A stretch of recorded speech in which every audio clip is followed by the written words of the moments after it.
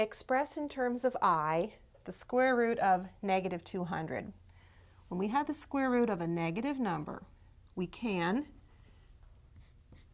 factor this as the square root of negative 1 times the square root of 200. Now the square root of negative 1 is I, so we've already expressed it in terms of I, but we can simplify the square root of 200. The square root of 200 would be the square root of 2 times the square root of 100. The square root of 100 is 10, so we have I times the square root of 2 times 10.